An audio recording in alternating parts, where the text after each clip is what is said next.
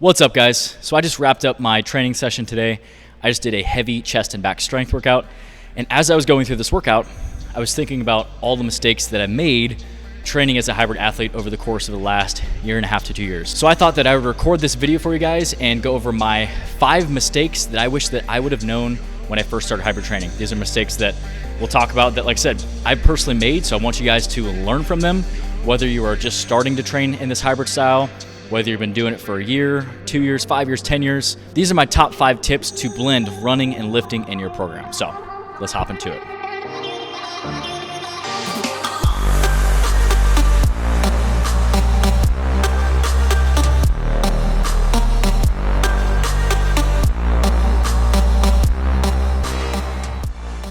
So the first mistake that I'm going to talk about is fueling. And I cannot say how important it is to fuel your body properly if you're looking to train in this hybrid style where you're mixing running and lifting together. I'll tell you guys a story in a second when I first started hybrid training, a huge mistake that I made, so you can learn from it. But like I said, I can't stress it enough. You have to fuel your body because we're not only training to look good, we're also training to perform well. So if you're always under-fueling your workouts and under-fueling your body and constantly trying to lose body fat while training hybrid, you're not going to be able to train properly. You're not going to have the passion for it.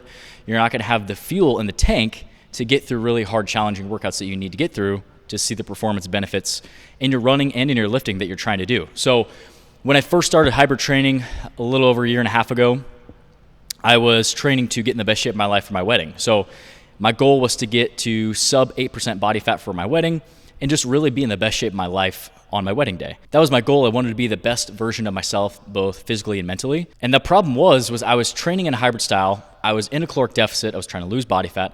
I was training for a half marathon. I was still trying to train to build muscle and build strength and get stronger. And I was trying to do too many things while not feeling my body properly. And eventually what happened was, yes, I got lean, but my energy started to drop. My overall mood, my libido suffered. Like all of these things really started to tank. And it really was because I was trying to do too much on too little fuel. So I can't emphasize this enough. You need to be eating enough carbohydrates to fuel your body. You need to be eating enough protein to repair your muscle tissue. And you still do need good sources of healthy fat in your diet to help with hormone regulation and overall just well-being. If you guys have questions on how many calories you actually need to either gain weight, lose weight, or maintain your weight, I actually have a free resource on my website. I have a form that you can fill out and submit to me, and I'll look through it and I'll do a free macro calculation and tell you how many carbs, fat, protein you need to be eating. So if you're interested in that, I'll leave the link in the description below, or you can head over to fitgrindformula.com and you'll find that on my website. The second mistake that I made was not hydrating my body properly. And I'm not just talking about water here. A lot of times when we think of hydrating and our hydration, we're thinking of overall water consumption. And yes, generally we want to get at least half our body weight in ounces in water throughout the day. Training a hybrid style, you might want a little bit more as well.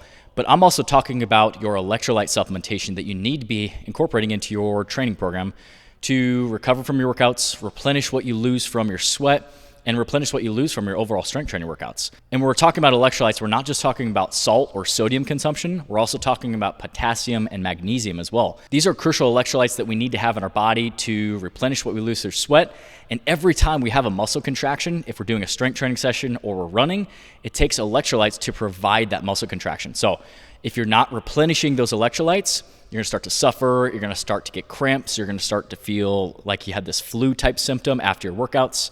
And it's really not a fun place to be. And that's where I was when I first started training in this hybrid style. And that's actually why we started our supplement line, was to come out with products that we believe in, that we can take ourselves and that we can promote so that we can help people fill in the cracks where their nutrition and their overall diet is not getting them enough electrolytes or protein or any other areas where supplements are going to fill those cracks in the diet. So if you're looking for a great electrolyte supplement, you can check out our pink Starburst Fit Grind Electrolyte. We just launched those about a month ago. I'll leave the link to that in the comments in the description below. I'll even leave you a 15% discount code that you can use on your first order to save some money, to give it a shot.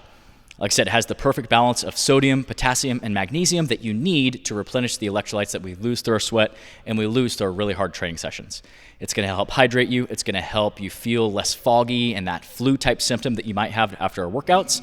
And it's going to help you get ready for that next workout because, as we know, when you're done with workout, the recovery process begins, and it's all about recovering so that you can come back for that next training session and that next training session so you can keep building from week to week. My third tip and a mistake that I made was that you need to keep your strength training heavy. And this is typically what happens when you get into more of like a race prep or an endurance event prep. I've run 2 half marathons, and both of those half marathons, I made the mistake that later into that prep, my body really started to carry some fatigue, and I started to lighten up my workouts, especially my heavy strength compound movements. And I'd really advise against this. You want to make sure that you're keeping things heavy, that you're trying to still progressively overload. And yes, as your running volume starts to increase, maybe say you're training for a half marathon or a marathon, general overall fatigue is going to start to decrease, and you might have to decrease the amount of strength training sessions that you do per week, but still keep everything heavy, still try to focus on getting stronger from week to week, because this is what's going to provide that stimulus for your body to bare minimum hold on to the muscle mass that you have, but also still try to make strength adaptations and build muscle on top of that. It's very easy to say, when you're running 30 plus miles a week that, I'm going to keep my squats or my deadlifts or my lunges a little bit lighter today, but I'd really strongly try to advise against that. Now, if you need to pull away total volume, that's fine in your strength training workouts, but I'd still try to keep things heavy. Just make sure that you're getting adequate amounts of protein, that you're feeling your body like we talked about before, that you're hydrating, because those are things that are going to help you repair the muscle tissue so that you can come back for the next workouts. That way it's not like you break down muscle tissue and it's just this stare down effect where you're never fully recovering, because then you're just going to bottom out, you're going to overtrain, and you're not going to make any progress. My 4th tip is another mistake that I made, and I ran into issues in my first half marathon prep. And my 4th tip is to slowly increase your volume. And this is predominantly I'm talking about with your running or your conditioning piece. And what I would recommend is you never want to increase your total running volume by more than 10% each week. When I first started training for my first half marathon, I was excited, I was stoked, and I was running. But when I signed up for this prep, I really started to ramp up my volume really quickly. And what happened is I started to run into overuse injuries, just these nagging injuries, especially in the knees and the calf and the ankle and the hips, things that I had never experienced before. And it was all due to my total increase in volume. I was just increasing my running mileage too quickly each week. So 10% sounds like a very slow and painful process, but I promise you, if you give your body 10% more running volume over the course of a month, 2 months, 3 months, 6 months, 12 months, 2 years, you're going to really start to build up a lot of volume and endurance as an athlete and a hybrid athlete in specific. This can also apply to your strength training sessions that say maybe you're more of a runner and you're trying to increase more lifting sessions throughout the week. Make sure that you're not adding either 10% volume or 10% amount of the workouts each week. This is going to be too much for your body at once to handle. It's going to be really hard to recover from, and it's going to put you at a higher risk of those overuse injuries. So say, for example, that you're running 10 miles a week right now. I would slowly add 1 mile a week, 1 mile a week, 1 mile a week. Then once you start to get up to 20 miles of running volume a week and you feel like you want to add more, still apply that 10% principle, but then that gives you 2 extra miles a week. Obviously, this can't go on forever to where you endlessly add running volume, but it's a good principle to stick with to where adding 10% each week is going to limit your chances of running to these overuse injuries. And my last tip that I have for you guys is to pick a goal. And this might apply to you more if you have been hybrid training for a little while, maybe more than 6 months, more than a year, more than a couple of years. But I would try to really specifically hone in on a goal and use periodization to make progress. So I love training in this hybrid style, but sometimes it gets monotonous, or sometimes you're picking between 2 different things and you never make steady progress. So say, for example, I'm going to set the goal, I want to build muscle and build strength and really optimize that for the next 6 months. I'm going to focus more of my training around strength training. I'm still going to run, but I'm going to pull the running volume back. And that's using the principle of periodization, saying over the next 6 months of time, I'm going to prioritize my strength training and building muscle and building strength. And then maybe at the end of that 6 months, you reassess, say, okay, maybe now I've built some strength, built some muscle. Now I want to sign up for a 10K or a half marathon or a marathon or whatever your endurance event is. You still strength train, but that's when you start to build an endurance program to overload and slowly build into that endurance event that you're signing up for. Periodization and selecting a goal is a great way to train, and it's something that you should always use in your training, and it's a great thing that you can add to your hybrid training program to make sure that you're still making steady progress. Because the last thing that we want to do is to do the same thing over and over and over again.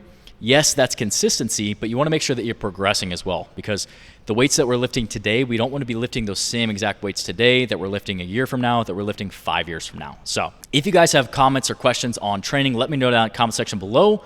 Or I also do online training. So at our physical gym here in Nebraska, we do personal training, small group training, and nutrition coaching. So I do also offer online training if you're looking for more of a customized plan. I love to help out any way that I can. I actually have the link to my online training form you can go fill out in the description below on my website. It'll give you some information, and then we can set up a time to chat more about your goals and come up with a program for you to start seeing better results. So overall, these are my 5 biggest mistakes that I made when I first started hybrid training. These are things, like I said, that I wish I could go back and change, but I've made the mistakes of not hydrating, not fueling, increasing volume too fast, lightening weights up and not going heavy, and then also not selecting a goal. So these are things that I want you to avoid so you can start streamlining your progress and really just start making awesome progress training like a hybrid athlete. So thanks for tuning in, guys. If you guys are new to the channel and you made it this point and you haven't subscribed, make sure you hit that subscribe button and that thumbs up button for me. I'm posting weekly hybrid content to show you how you can blend lifting and running in your program. So if you're subscribed, you won't miss out on any of the content that we'll post in each week. I'm gonna leave a couple of the videos to go watch on the screen here next. Make sure you check those out, and I'll see you guys in the next one.